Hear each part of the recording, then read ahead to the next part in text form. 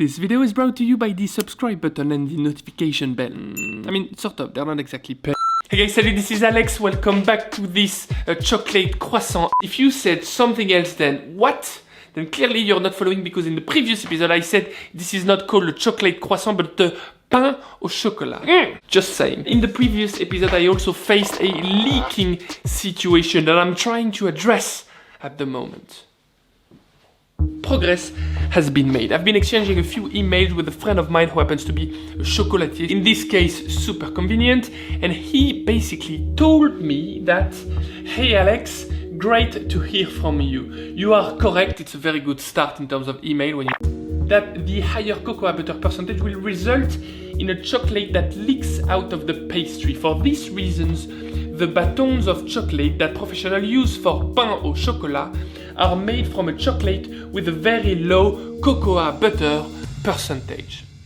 I knew they were hiding the truth from us. I think I get it now. The super premium chocolate that I used in the first episode was all about a very high percentage of cocoa butter that makes the chocolate more fluid and more shiny, but also more prone to leaking, of course. And that's very bad in the case of pain au chocolat. That is gonna sound very wrong. I should be aiming for average chocolate with a lower percentage of cocoa butter would technically make the pain au chocolat less prone to leaking.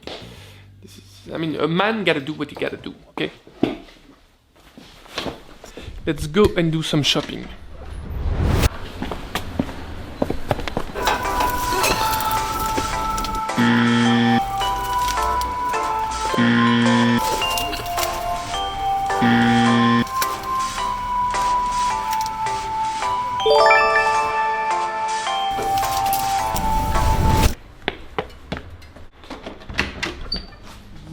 So I've got the chocolate I wanted. I managed to find some really average chocolate, which is like an achievement for me. But before we start the whole, leaven puff pastry dough again, because it's a bit effort demanding, to be honest, I suggest we put this to the test against the super premium chocolate that I use in the first place.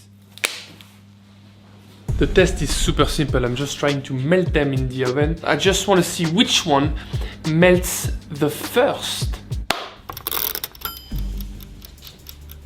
I am at the moment dissecting this oven time-lapse sequence, and I spotted something very interesting. The time-lapse starts and the two bars are super slowly melting, but then the premium chocolate is completely collapsing, which means that this seems to be more resistant. Right. Ooh.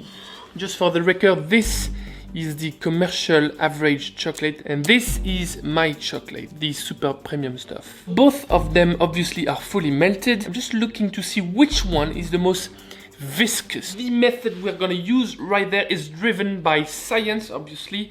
I'm gonna poke them with my little stick and tell you what I feel.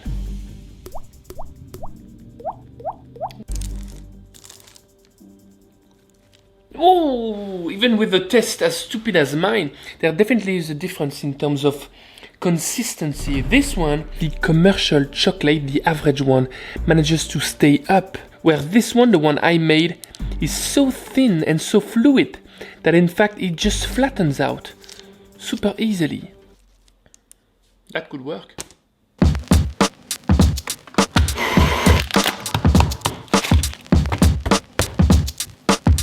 I can't use it like this. I could always, temper that chocolate. Cast it into the mold that I made earlier. But for two reasons, I'm not super fan of this idea. The first one is that I'm a snob. I only temper proper, premium, super dark chocolate. And the second reason is that I'm a lazy slob. I've been working on this recipe for 2 days. I don't have time for this bull. So I'm just gonna find something like a shortcut to make sticks with this.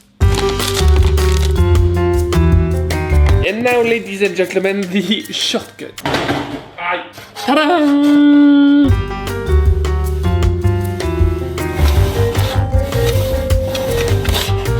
Et voilà.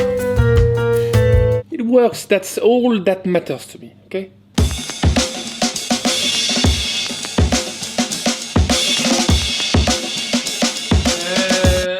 Batch number 2, same player shoot again as we say. I mean, let's hope this time I don't get the same leakage.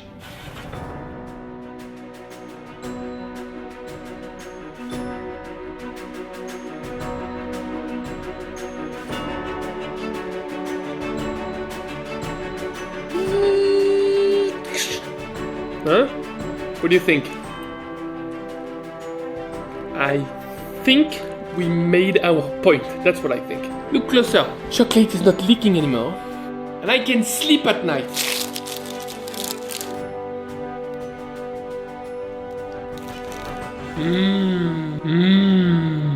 It has the exact same taste. My life is a wonder. That basically concludes our adventure today. If you want more information on tempering chocolate, there's a chocolate series. And if you want more information on how to make croissant dough, there's the croissant series, obviously.